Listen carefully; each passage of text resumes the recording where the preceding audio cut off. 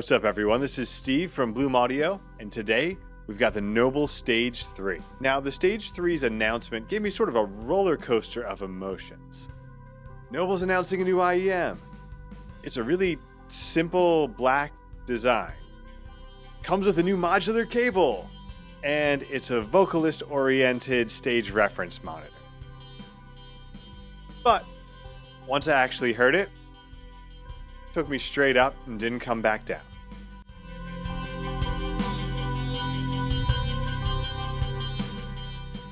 I'm going to go ahead and dive right into the build and design on this one. Again, the design is pretty simple, black with the Noble logo on one ear and Stage 3 written on the other. Small, it's lightweight.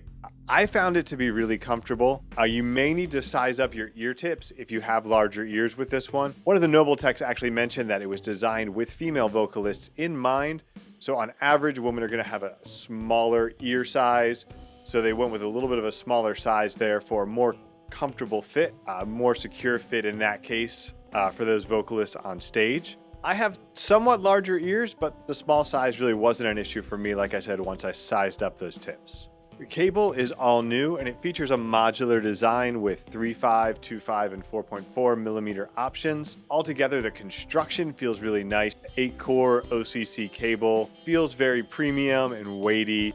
Definitely, fits this price range on up in terms of a stock cable. Inside, you get 2 balanced armatures and a dynamic driver, and then there's a 3-way crossover. So the dynamics in the bass, 1 balanced armature for the mid, and 1 balanced armature for the treble. At 108 dB, it's very sensitive IEM, and then the impedance hits at 27 ohms. So that's a good balance there. When the impedance goes too low, typically you end up with something that's prone to buzz or noise, depending on the source. But the sensitivity goes too low, and then you're talking about something that you've got an IEM, but you needed something really powerful to drive it. So Stage 3 hits right where you'd expect for a pro audio item. It's going to be pretty versatile, going to work with a large amount of gear, going to work with your Apple dongle, but still probably going to sound fine out of a more powerful output.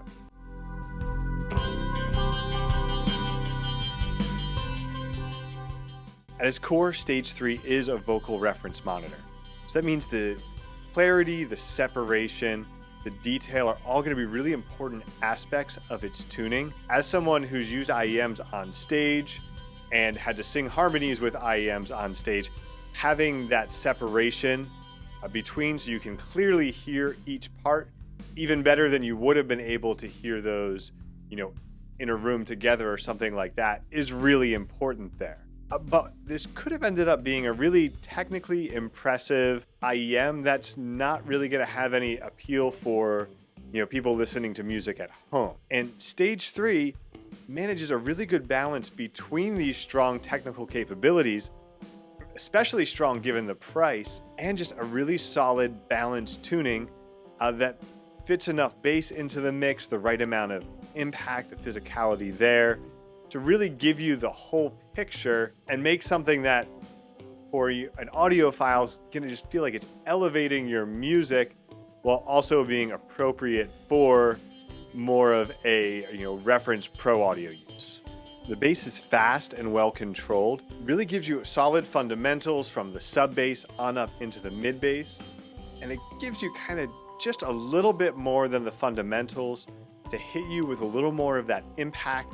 Really just a great balance between the power, physicality, the texture, getting that all right without coloring the rest of the tone or feeling like it kind of pushes in on that sense of clarity and separation that you need.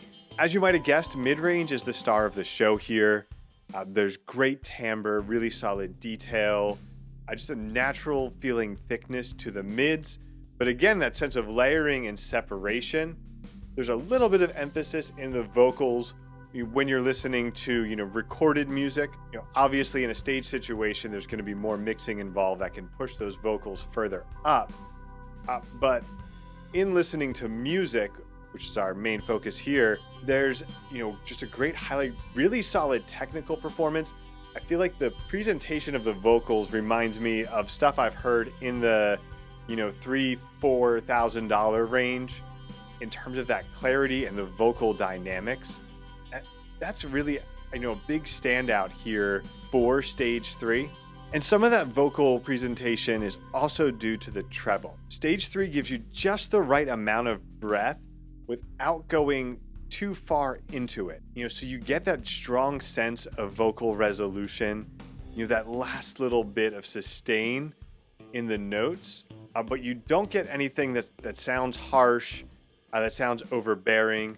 And the treble kind of rolls off a little bit nicely at the top with, a little bit of air, but not a ton of upper treble.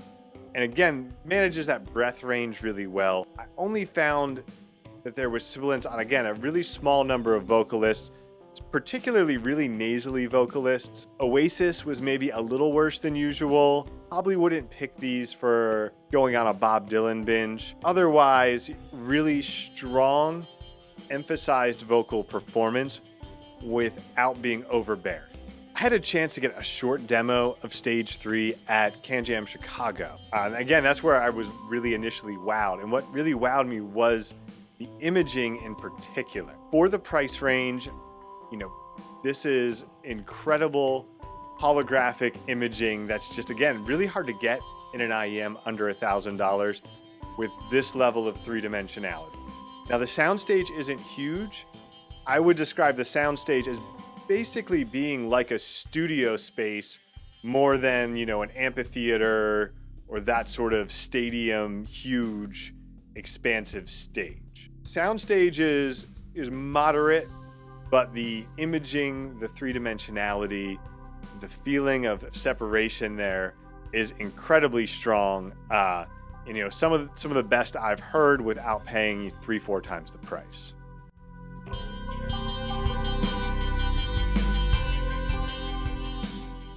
For comparison, we brought in the Sennheiser IE600. Now, this isn't exactly apples to apples as far as comparisons go, since, IE600 is definitely more of a consumer audiophile IEM, and stage 3 is more in that, reference pro category, just kind of leaning a little bit over into audiophile space. But I think both of these are IEMs that could really be a daily driver, again, in that same price range. A really generally good balance and versatility there. Take a look at these two to see, which one's going to be the stronger pick for you. In terms of the core characteristics, stage 3 is just a highly natural, much closer to an overall neutral sound. Very transparent, kind of an emphasis on realism and accuracy in the sound, where IE600 doesn't go as far as maybe IE300 in terms of being, heavily V-shaped, but there's a little more of a warm, lush character to it. Definitely more color in the tone than stage 3. Where I was really expecting IE600 to just blow stage 3 away was in the bass. And in some categories, I felt like, maybe with some lo-fi, with certain EDM tracks, even with some modern sort of Hans Zimmer soundtracks that do utilize the sub bass really well, IE600 definitely had the edge, but I didn't feel like it was an overwhelmingly big edge over stage 3 as I was expecting. Now, where stage 3 excels is in the vocals, and IE600 does some interesting stuff up there too. It's got this little peak in the treble that does emphasize some of that same quality of breath as stage 3, where, in the comparison, it's pretty clear though, stage 3 gives you kind of a fuller, richer vocal presentation, where IE600 gives you that little emphasis. You do catch that sort of breathiness in the vocals, especially in sort of the upper end of female vocals, but it's not as sort of holistically strong as stage 3. In terms of the soundstage and imaging, this is one where IE600 to me feels, I guess, more like what you're expecting. I do hear strong positioning and placement of instruments and voices. It's not as surprisingly three-dimensional as stage 3 is. There's not as strong a sense of separation, not kind of the wow factor in the imaging. But again, it is really solid and presents a strong, cohesive image there. Choosing between the two, IE600 definitely has the edge for more bass-focused music, for hip-hop, for EDM. Specifically, I feel like they must have had a lot of 808 heavy stuff in their mix when they were tuning IE600, because that little treble boost really does great things with the upper end of that electronic percussion set, those sort of classic 808 sounds that you hear in a lot of hip-hop. On the other side, stage 3 is more natural, more neutral, stronger with vocals without losing some of the fun factor.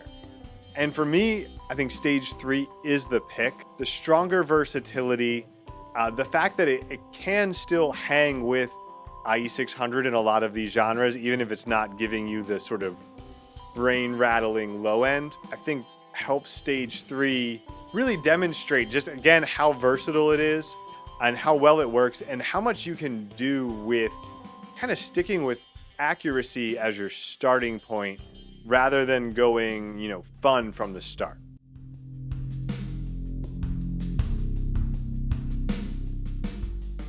In terms of the technical capabilities and performance, stage 3 is, one of the best and is price range, if not the best I've heard, under $1,000. And it balances that out with a really strong, well-balanced tuning too. A lot of times when we talk about your reference gear, pro audio gear, I think about a set of studio monitors I bought one time. And I was basically told that if you can make a mix sound good on these monitors, it'll sound good on anything, because these monitors are so dry and lifeless. And stage 3 isn't that kind of reference gear. It's reference gear that brings the accuracy, brings the transparency, but also maintains that feeling, the emotion, and the joy of music. And that's a joy that you can have on the stage, on the go, or on the couch. Thanks for watching. You can check out Stage 3 and a lot of other great products at bloomaudio.com. Be sure to like and subscribe, and we'll be back soon with more high-fidelity audio content.